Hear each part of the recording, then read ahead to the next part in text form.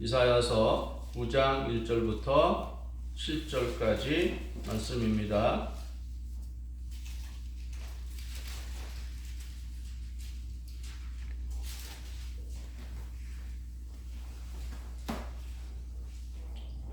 전에 고통받던 자들에게는 흑암이 없으리로다.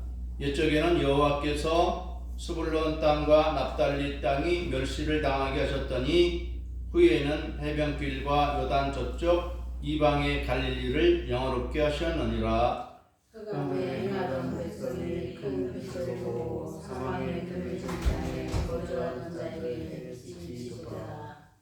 주께서 이 나라를 창성하게 하시며 그 즐거움을 더하게 하셨으므로 추수하는 즐거움과 탈취물을 나눌 때의 즐거움 같이 그들이 주 앞에서 즐거워하오니 이는 그들이 무겁게 매는 모래와 그들의 어깨의 채찍과 그 압제자의 막대기를 꺾으시되 미디안의 나라같이 하셨으리이다.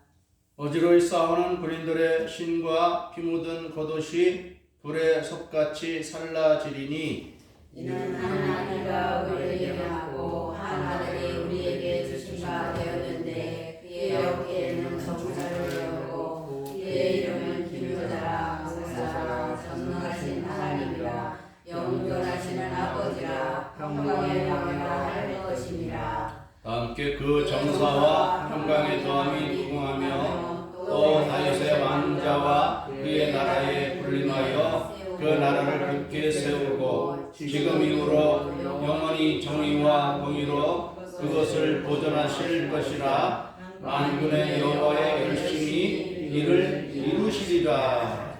아멘. 오늘 말씀의 제목은 아기로 오신 예수님입니다. 우리 지난주에 에베소서 1장 1절부터 6절의 말씀을 통해서 우리 예수님이 하나님의 아들 제2위 하나님이시죠. 주의 우편에 계신 주님이신 우리 아들 하나님이 이 세상에 오실 것을 창세 전부터 예정하셨다 그랬습니다. 우리 인생들을 향한 하나님의 사랑이 처음부터 창세 전부터 시작이 되었다는 놀라운 진리를 우리가 또 알아보았습니다.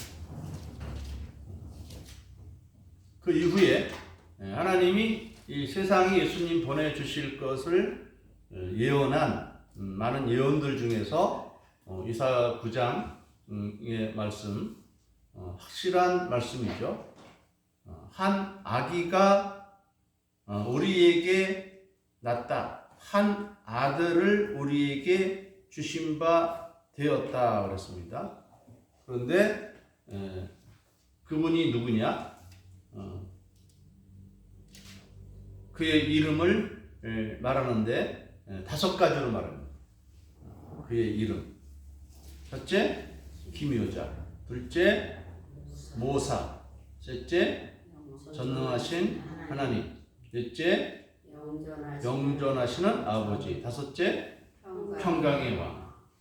이렇게 아기로 태어나신 하나님에 대한 이름이 이렇게 5가지로 나타납니다.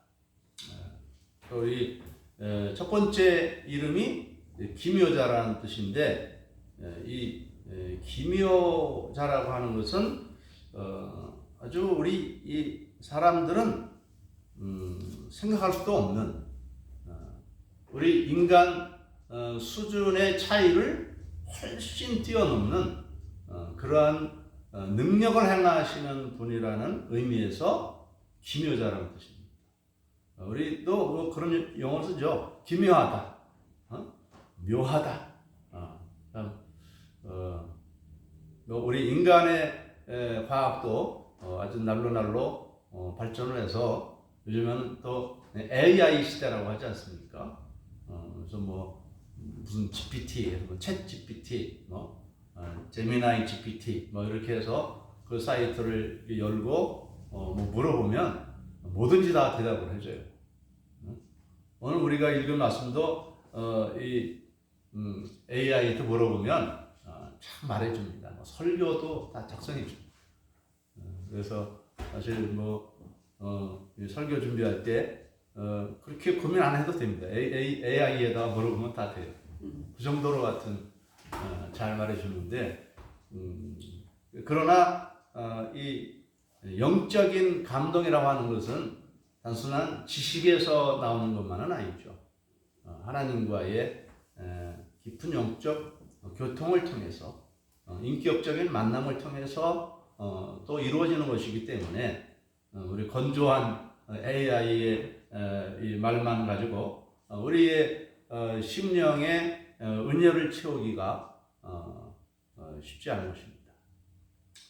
아무튼 우리 하나님은 우리 인간으로 하여금 AI도 발명해낼 수 있는 그러한 지혜를 주셨어요. 그러나 우리가 아직도 과학적으로 이해하지 못하는 많은 일들을 예수님이 이 세상에 오셔서 행하셨습니다. 이 창조부터 그렇죠. 아무것도 없었는데 하나님이 이 땅을 만드셨다. 물로 덮인 지구를 만드셨다. 육지를 만드시고 빛을 만드시고 궁창을 만드시고 식물과 동물과 또 어류를 만드시고 또 사람을 지으셨다. 산과 바다와 온갖 나무와 과일과 곡식을 만드시고 이런 것들 자체가 사실 기묘한 일들이죠. 근데 그것은 원래부터 처음 우리 인간이 만들어지기 전부터 있었기 때문에 이게 기묘한 줄은 잘 모르고 예수님이 이 땅에 오셔서 행하신 일들 대표적인 그것이 오병이었죠. 떡 5개와 물고기 2마리를 가지고 5,000명을 먹이고도 그 부스러기가 12광주리가 되는 이러한 것도 기묘한 일이고 죽었던 나사로를 다시 살려내는 것도 기묘한 일이고 풍랑이 있는 바다 위를 걸어오신 것도 기묘한 일이고 이거를 우리 자유주의자들은 믿지를 못합니다. 성경의 이 기묘한 일들을 믿지 못하니까 어느 날 아침에 제자들이 자고 일어나다 보니까 예수님이 물을 걷는데 저 물가에서 왔다 갔다 하는데 마치 물 위에서 걷는 것처럼 보였다. 이렇게 이제 막 얘기를 하고 더 거기다 덧입혀서 이것은 신화다. 예수님도 평범한 인간인데 예수님이 십자가에 죽으시니까 메시아의 목적을 이루지 못하니까 그렇게 다시 부활한 것처럼 그렇게 신화로 만들었다. 이렇게 얘기를 합니다. 말도 안 되는 그런 분들이 그것을 믿는 사람들이 뭐합니까? 그런 목회자들이 정치를 합니다. 북한에 가고 또 사회운동 한다고 하고 이전에 있는 대통령 부인에게 죄를 뒤집어 쓰려고 가짜 선물을 하려고 하고 이런 말도 안 되는 일들을 하는 것이죠. 그래서 우리는 그 자유주의를 신봉하는 사람들은 이단입니다. 이단. 성경을 안 믿는데 어떻게 그것이 참된 신앙이 되겠습니까? 아무튼 그 예수님은 어떤 분이냐? 기묘한 분이다. 수많은 우리 인간의 이성으로는 이해할 수 없는 어떻게 풍랑이 있는 바다 위를 걸어다닙니까? 이거는 그래서 기묘자라 이렇게 말합니다. 또 모사라는 말은 뭘까요? 모사? 오늘날로 말하면 대통령 비서관들을 말합니다. 우리 하나님 아버지가 만물을 통치하시는데 이 예수님이 하나님 아버지와 머리를 맞대는 모사라입니다. 모사. 아주 뛰어나게 지혜로운 분이다. 또 세 번째는 뭐죠? 전능하신 하나님이라 그랬습니다. 아기로 태어났는데 전능하신 하나님이야. 그런 존재가 이 세상에 예수님 말고 누가 또 있겠습니까?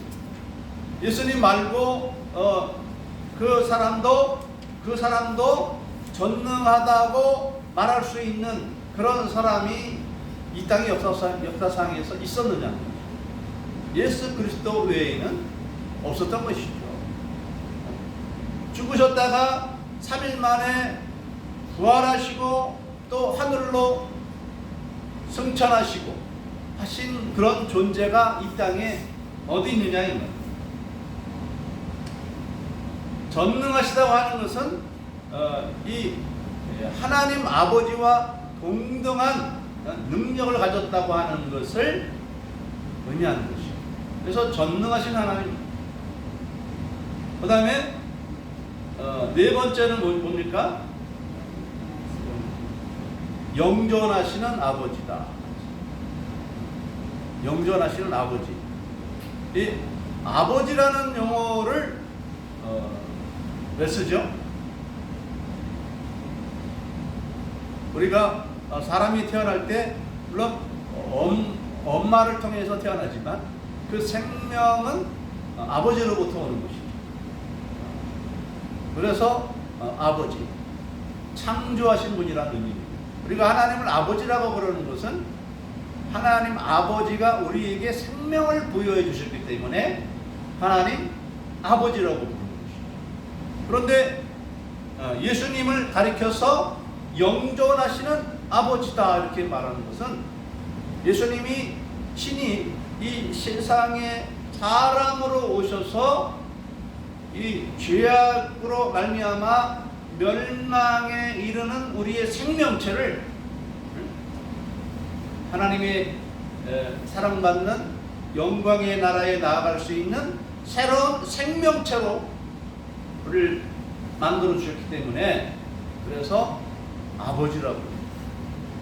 그런데 영존하시는 아버지라 잠시 있다 사라지는 존재가 아니라 영원한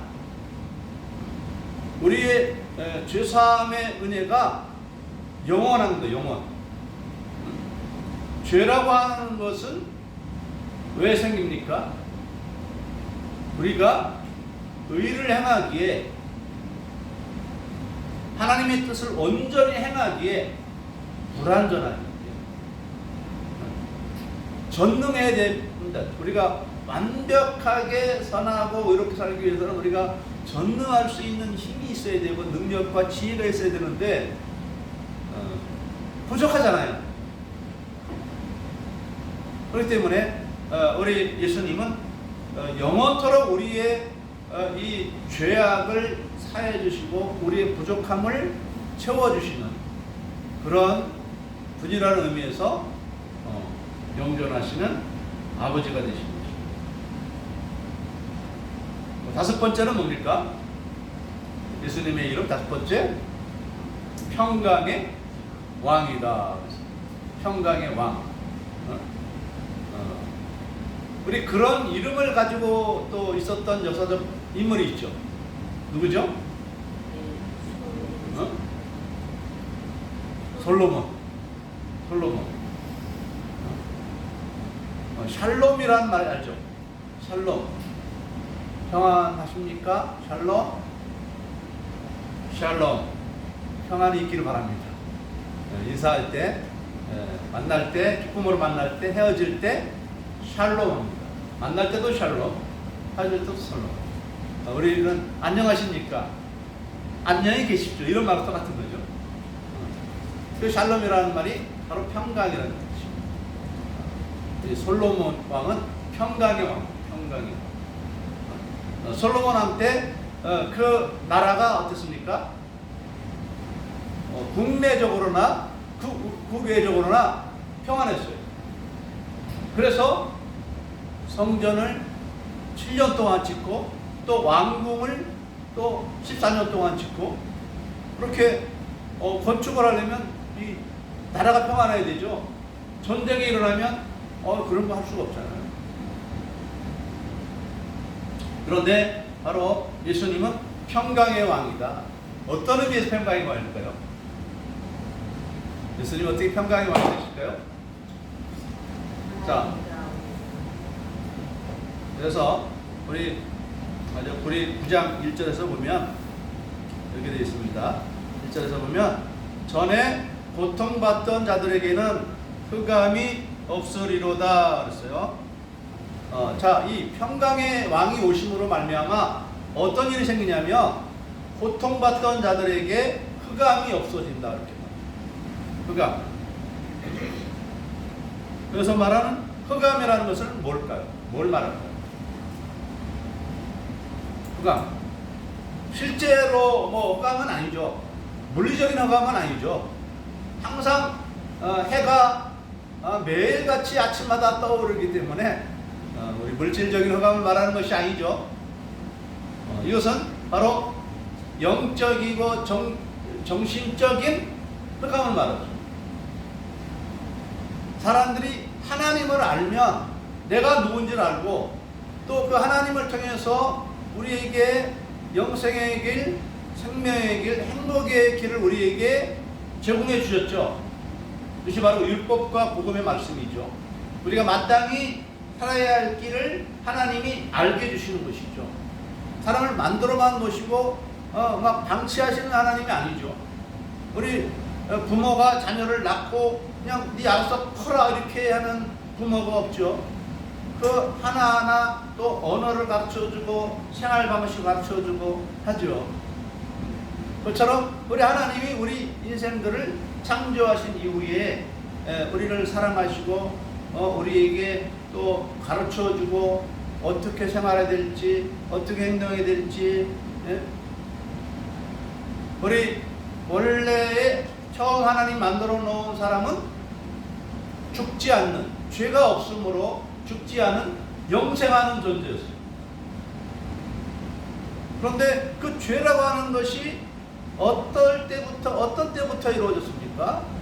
우리 조상이 아담과 하와께서 하나님이 금하신 것을 어기면서, 근데 하나님이 어긴 것을 금하는 성격이 뭐냐면 하나님의 말씀, 하나님을 신뢰하지 않고 하나님을 대적하는 사단이 이 뱀이라는 존재 가운데 역사했던 것이죠. 그래서 이 뱀은 단순한 우리 동물이면서도 그 동물을 통해서 역사하는 사단의 이 작업이 있었던 것이죠. 그래서 하나님이 이제 오늘 우리가 이사야서 9장 말씀을 통해서 예수님이 하나님의 아들이신 예수님이 이 땅에 사람으로 아기로 올 것을 예언하셨는데 이 아기가 태어나려면 남자를 통해서 못 태어나죠. 여자를 통해서 태어나죠. 그래서 예수님 이 땅에 오시는데 남자를 통해서 오시는 것이 아니죠. 남자를 통해서 오신다면 그 사람은 사람일 뿐이죠. 근데 하나님이 이 땅에 사람으로 아기로 오시려면 여자의 몸을 통해서 오셔야 사람으로 태어날 수 있는 것이죠. 그것에 대해서 처음으로 예언한 부분이 어디냐면 바로 창세기 3장 14절 15절이에요. 창세기 3장 15절 말씀입니다. 우리 창세기 3장 15절에서 보면은 우리 뭐라고 하나님이 물론 뱀에게 향하여서 하신 말씀인데 14절 3장 14절에서는 하나님이 뱀에게 말하는 것입니다. 내가 이렇게 하였으니 내가 모든 가축과 들의 모든 짐승보다 더욱 저주를 받아 배로 다니고 살아있는 동안 흙을 먹을지니라 그랬어요.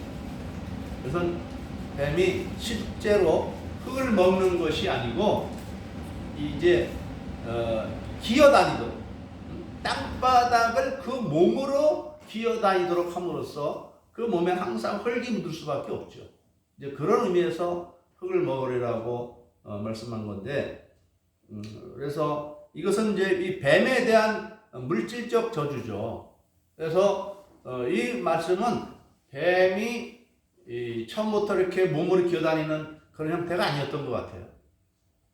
그렇다면 뱀이 이 타락 이전에는 어떠한 구조였을까? 그래서 이제 우리가 상상의 날개를 좀 틀 수가 있는데, 배로 기지 않는다 그럴 때는 어떤 다리가 있었을 것이라고 얘기해 줍니다. 다리가. 아니면은, 다리가 없다면, 이 새처럼 날아갈 수 있는 그러한 형태가 아니었을까? 아니면 둘 다 날개도 있고 다리도 있는 그런 모습일 수 있고, 하여튼 이 뱀도 이 범죄하기 이전에는 배로 몸으로 기어다니는 그런 형태는 아니었을 거라는 것이죠. 그 다음에 이제 창세기 3장 15절에서는 그런 뱀의 배후에서 역사하는 사단에게 하는 저주의 말씀입니다. 그게 뭡니까?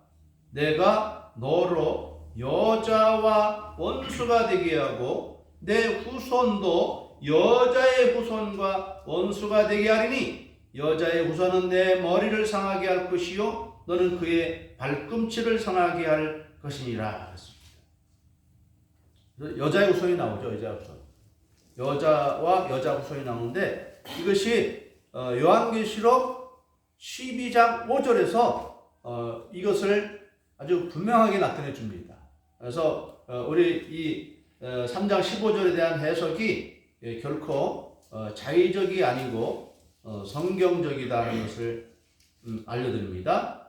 요한계시록 12장 5절에서 보면 이렇게 돼서 여자가 아들을 낳으니 이는 장차 철장으로 만국을 다스릴 남자라 그 아이를 하나님 앞과 그 보좌 앞으로 올려가더라 그랬습니다. 12장 1절에서 보면 하늘에 큰 이적이 보이니 해를 옷 입은 한 여자가 있는데 그 발 아래에는 달이 있고 그 머리에는 12별의 관을 썼더라. 이 여자가 아이를 베어 해산하게 되매 아파서 애를 쓰며 부르짖더니 하늘에 또 다른 이적이 보이니 보라 한 큰 붉은 용이 있어 머리가 7이요 뿔이 10이라. 그 여러 머리에 7 왕관이 있는데 그 꼬리가 하늘의 별 3분의 1을 끌어다가 땅에 던지더라. 용이 해산하려는 여자 앞에서 그가 해산하면 그 아이를 삼키고자 하더니 이렇게는 여자가 아들을 낳으니 이는 장차 철장으로 만국을 다스릴 남자라. 바로 이 여자를 통해서 하나님이 이 세상에 사람으로 오실 것을 창세기 3장 15절에 말씀하셨고 요한계시록 12장 5절에서 바로 그 말씀이 성취된 것을 요한계시록을 통해서 우리에게 정확하게 가르쳐주는 거예요. 어떤 사람들은 어떤 목사는 또 유튜브를 보니까 이 말씀을 또 이렇게 이상하게 또 해석을 해요. 창세기 3장 15절이 꼭 그런 것은 아니다 이렇게 말합니다. 잘못 그 사람은 뭔가 자기가 신학적으로 우수하다는 것을 알게 하려고 그러는지 어떤 유튜브를 보니까 그런 설명도 있어요. 그렇지 않습니다. 이 창세기 3장 15절은 요한계시록 15장과 연결되어서 하나님이 이 땅에 여자의 몸을 통해서 오셨고 그래서 여자의 후손이라고 말하는데 내가 그 발꿈치를 상하게 한다는 것은 예수님은 십자가에 못 박아서 죽게 한다는 것을 말하죠. 그렇지만 발꿈치라고 하는 것은 우리의 생명에 큰 고통을 주는 것이지만 치명적인 것은 아니죠. 우리 또 같이 수영하다 사귄 사람 중에 한 사람이 있는데 그 사람이 이제 당뇨가 심해서 발 뒤꿈치가 이 상해서 살이 막 떨어졌어요. 그걸 자기가 사진을 찍어서 보여주는데 왠지 징그럽더라고요. 직접 보지는 않았지만 근데 걸을 때마다 엄청나게 아프죠. 살이 뭐 뒤꿈치 살이 깨져 있으니까 이제 그 정도라 이 말이죠. 예수님이 이 사단이 예수님의 여자의 우선 예수님 발꿈치 상하겠다는 십자가 못 박아 죽지만 예수님은 생명의 하나님이시기 때문에 다시 부활할 수 있는 것이죠. 십자가의 죽으심이라는 게 치명적인 것이 아니죠. 왜? 생명의 하나님이 원래부터 예수님은 하나님이셨어요.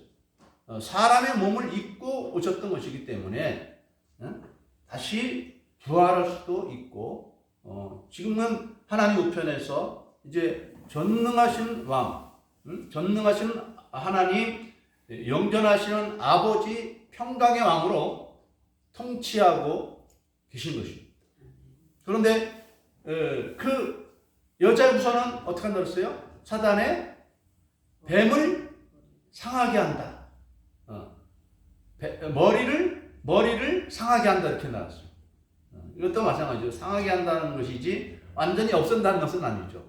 예수님 십자가에서 죽으신 것이 사단의 머리를 상하게 하는 결과로 이어졌는데 사단의 머리라고 하는 것은 뭡니까? 그의 간교한 계획을 말하죠. 사단의 간교한 계획이라는 게 뭡니까?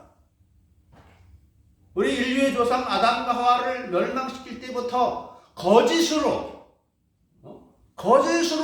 우리 사람으로 범죄하게 했잖아요. 하나님은 그 선악을 알게 하는 나무의 실과를 먹으면 정령 죽으리라고 되어 있는데 이 뱀을 통해 사단은 뭐라고 말합니까? 절대 결코 죽지 않는다 그러는 하나님은 정령 죽는다라는데 이 사단은 결코 죽지 않는다. 확신 있게 거짓말합니다. 이 사기꾼들 아주 확신 있게 사기칩니다. 뭐 그런 듯하게 사기치는 게 아니에요. 뭐 한두 속아보셨습니까? 뭐 이렇게 하면서 사실입니다. 막 맞습니다 하면서 막 자료까지 막 내밀어가면서 사기치잖아요. 거짓 자료를 만들어서. 그래서 저는 뭐 얼마 전에 유튜브를 통해서 뭐 네이버 하면서 뭐 5만 원짜리 이 상품권을 주더라고요. 근데 나는 그걸 의심할 수밖에 없는 게 내가 네이버 쇼핑을 해서 뭐 5만 원짜리 상품을 받을 만한 뭐 행동을 했다면은 그래서 주었겠다고 생각했는데 그리고 또 카톡에 이것은 뭐 안전하지 않은 뭐 사이트인데 이렇게 또 뜨더라고요. 그래서 아예 지워버렸습니다. 내가 어떤 일을 하고도 받는다면 그건 정당하게 받는 것인데 내가 하지도 않은 그 5만 원짜리 나한테 왜 줍니까 이 사람이? 뭐가 흉기가 있잖아요. 그래서 저는 아예 받을 생각을 안 하니까 사기를 당할 염려도 없죠. 그래서 우리 사기친 사람들은 우리 인간의 욕심을 다 노려가지고 아주 그럴듯하게 공짜니까 뭐 얼마나 좋냐. 공짜 받다가 사기에 다 걸리는 것이죠. 낚시꾼들이 낚시할 때 막 물고기가 꼭 박아서 주면은 괜히 그 물고기가 왔다 갔다 합니까? 이 웬 떡이냐고 물면은 거기다 물리는 거 아니겠습니까? 사단도 그렇게 하는 거야. 마귀도 그렇게 사기꾼처럼 하는 거예요. 진짜처럼 막 속여가지고 너 그거 한번 먹어봐. 먹어보면은 너도 하나님처럼 될 거야. 마약을 권하는 사람들 어떻게 권합니까? 네가 이거 한 번만 해봐. 그 짜릿한 그 쾌감은 말할 수가 없어. 천국이야 천국. 한 번만 먹어봐. 마약 한번 투여해봐.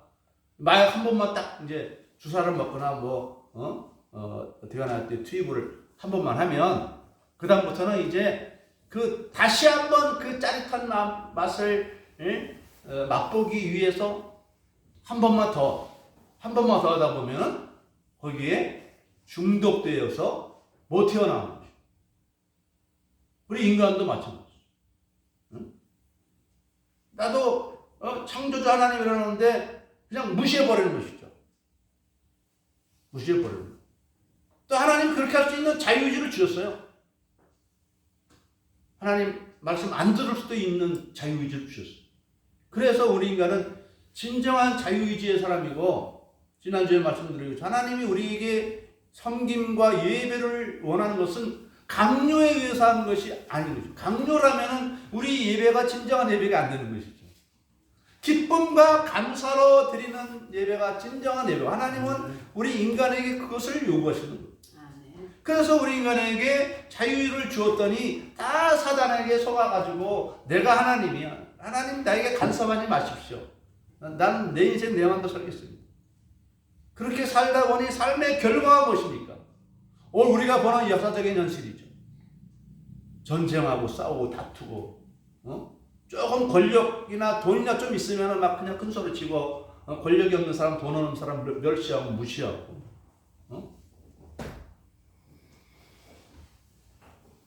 그러다 보니 이 세상에는 전쟁과 싸움과 다툼으로 사랑이 없고 참 평강이 없는 이러한 모습이에요. 자기가 누군지를 몰라요. 하나님의 피조물인데, 하나님 말씀대로 살만하면 영생에 이룰 수 있는 존재인데, 하나님을 모르고 그 진리를 모르므로 이제 영원한 멸망으로 나아가는 직전의 삶을 살아가면서도 자신이 멸망의 존재라는 자체도 모르니까. 이게 흑암이라는 거예요. 흑암 속에 고통받는 자들에게 예수님이 오신 것은 무엇입니까? 평강을 주시려고, 빛을 주시려고. 그래서 2절에 흑암에 행하던 백성이 큰 빛을 보고 사망에 그려질 땅에 거주하던 자에게 빛이 비치도다. 이렇게 말하는 것이죠. 복음으로 말미암아 우리가 복음을 들을 때에 이 어두움이 우리에게 거쳐져 버리는 것입니다.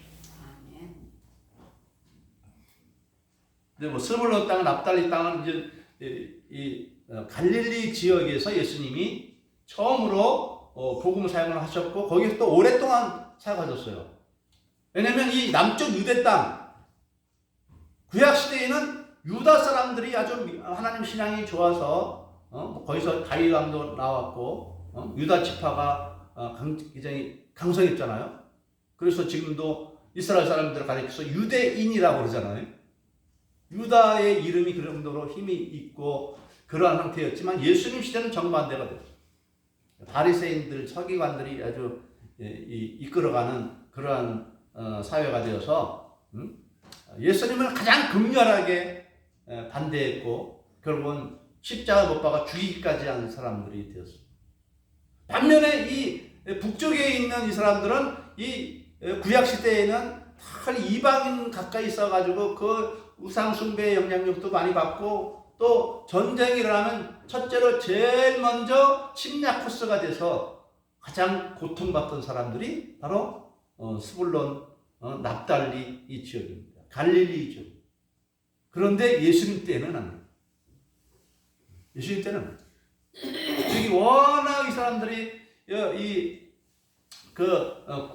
국지적인 그런 모습이 전쟁을 많이 당하는 그런 아주 고통받는 그런 지역인데, 그러다 보니까 그 사람들의 마음이 가난해진 것이죠.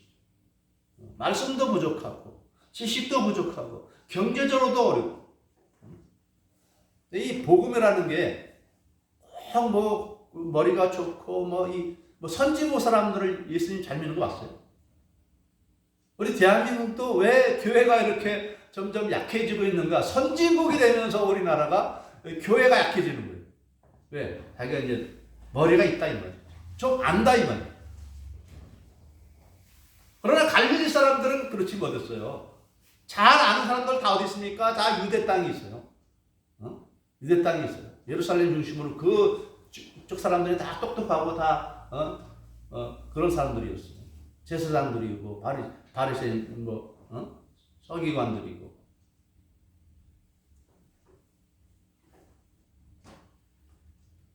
그리고 또 3절에서 보면은 주께서 이 나라를 창성하게 하시며 즐거움을 더하게 하시므로 추수하는 즐거움과 탈취물을 나눌 때의 즐거움 같이 그들이 주 앞에서 즐거워하오니.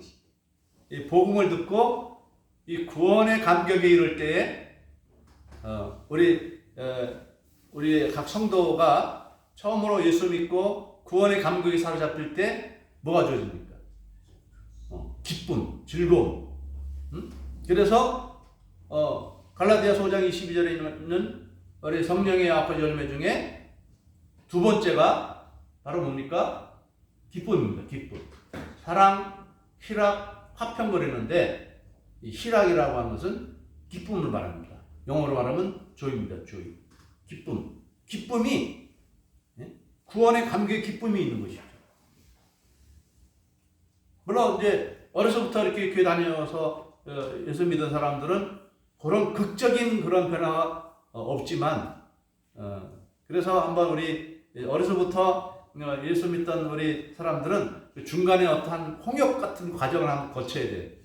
그래야지 진짜 이게 내가 예수 믿고 구원받는 것이 이게 엄청난 좋은 거라구나 다시 한번 홍역 같은 걸 경험하게 되는데 아무튼 탈취물을 나눌 때의 즐거움이다. 추수할 때의 즐거움이다. 말하죠.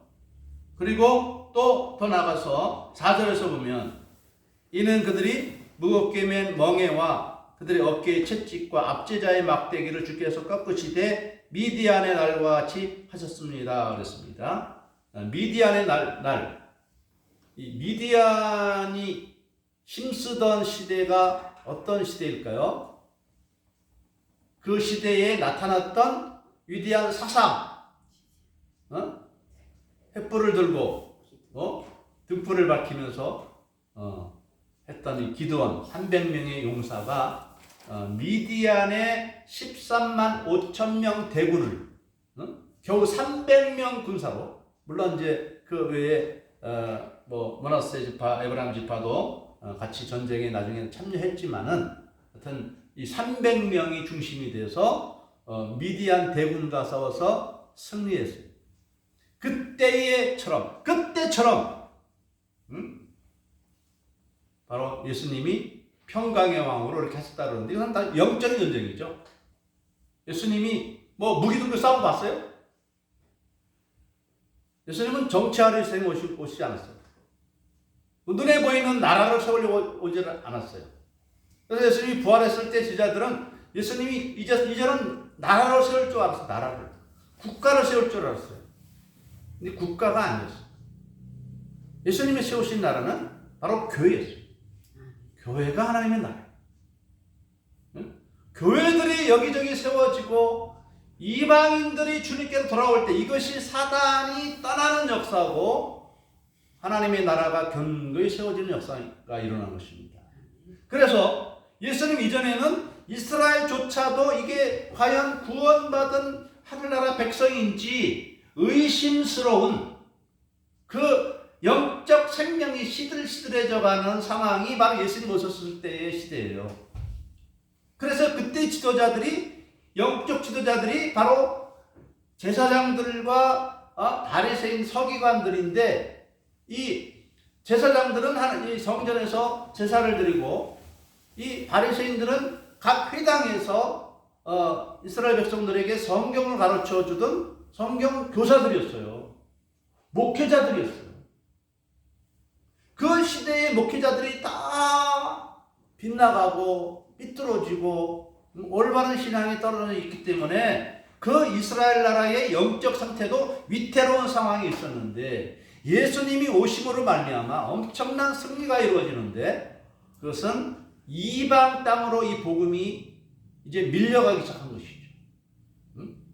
이스라엘 땅에서 시작되었지만은 그 열매는 이방 사회로 나갔는데 약 250년 후에 로마가 기독교로 변했습니다. 기독교를 핍박하던 이 로마가 기독교 국가가 되어버렸죠. 이스라엘은 예수 그리스도를 외면하고 기독교를 핍박하고 몰아냈지만 몰려나간 그 사람들이 이방 땅에 가서 이 로마라고 하는 거대한 이 제국을 하나님의 나라로 만들어 버린 것입니다. 그 영향력이 언제까지 오느냐? 적어도 약 1500년 정도는 18세기까지는 적어도 이 300년대 시작된 이 기독교 이 신앙의 역사가 1800년대까지는 유럽 사회를 주장했죠. 물론 지금도 그 기독교적 영향력은 많이 있지만 그 순수함은 많이 떨어졌어요. 그래서 참으로 이 거의 천년왕국이 이루어진 것이죠. 1000년 이상 유럽 사회를 주장하는 그 유럽 사회가 이 세상의 경제, 사회, 문화를 주도하는 이러한 모습이 된 것은 결코 우연한 일이 아니죠. 이것이 바로 예수 그리스도께서 이 세상에 왕으로 오셔서 행하신 일. 그런데 이 왕권은 언제냐? 자, 다시 7절 후반대로 넘어가면 그 정사와 평강의 더함이 무궁하며 있어요. 무궁하다. 이 교회는 이 땅에 있는 하나님의 나라이죠. 근데 이 땅에 있는 하나님의 나라가 여기서는 뭐 그치지만 이 땅에 있던 구원받은 성도들이 나중에는 어떻게 됩니까? 하늘나라의 백성으로 다 채워져 가는 것이죠. 그래서 하늘나라 안에 구원받은 성도들의 숫자가 점점 늘어나고 있죠. 그리고 이제 세상 역사가 마치고 나면은 하나님의 영원한 영광의 나라는 천사들과 또한 구원받은 성도들로 가득한 그러한 새로운 사회가 이루어지는 것입니다. 그래서 그리스도의 통치는 영원한 통치다. 그리고 마지막에 다시 만군의 여호와의 열심히 일을 이루시리라. 이때는 예수님 오시기 몇 년 전? 약 700년 전. 이사야 선지자가 활동한 것이 주전 740년부터 680년까지 오랫동안 아주 한 세기를 거치면서 활동을 했는데 그 대략 주전 700년 전, 지금으로부터 약 2700년 전에 선지자입니다. 예수님 오시기 700년 전에 이렇게 예언했는데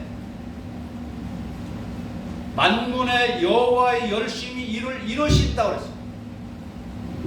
예수님을 보내셨고 지금도 예수님을 통해서 이 하나님 나라의 통치가 이루어지고 있는 것입니다. 우리는 영적으로 통치가 이루어지니까 좀 답답해야죠. 우리 볼 때, 우리 눈으로 볼 때.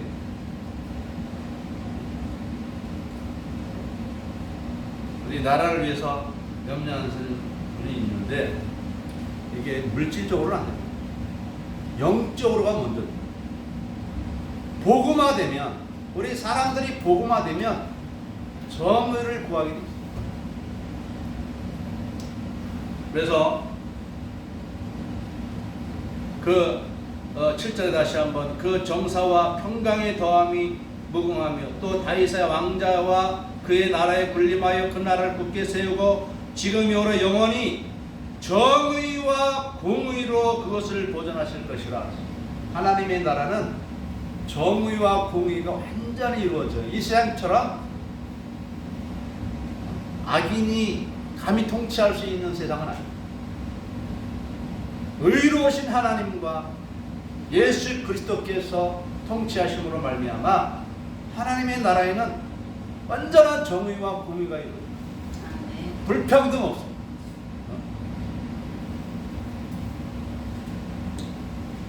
우리에게 소망을 주신 아들 하나님, 예수님, 이 예수님을 우리가 잘 믿고 그 말씀에 순종하며 나아감으로 말미암아 우리의 삶에 보이지 않는 하나님의 나라의 그 평강과 기쁨과 승리를 맛보며 살아가는 여러분 되시기를 주님의 이름으로 축복합니다. 기도하겠습니다. 사랑의 하나님, 하나님께서 우리 인생들을 이토록 사랑하시는 것을 이 세상 많은 사람들이 알지 못하고 여전히 흑암 가운데 살고 있사옵나이다. 그러나 저들에게 빛을 주셔서 빛으로 말미암아 우리가 누구며 어떻게 살아야 되는지, 우리에게 영원한 생명을 주신 분이 누군지, 영원토록 하나님의 영광의 나라로 말미암아 공평과 정의를 이루시는 그 가장 놀라운 권력을 가지신 분이 누구인지를 알고 믿고 섬기고 순종하며 나아가게 해주셔서 감사를 드립니다. 우리 주님께서 이루신 하나님의 나라의 평강과 기쁨이 우리의 삶 속에 영원토록 계속되게 하여 주시옵소서. 감사드리오며 예수님의 이름으로 기도드리옵나이다.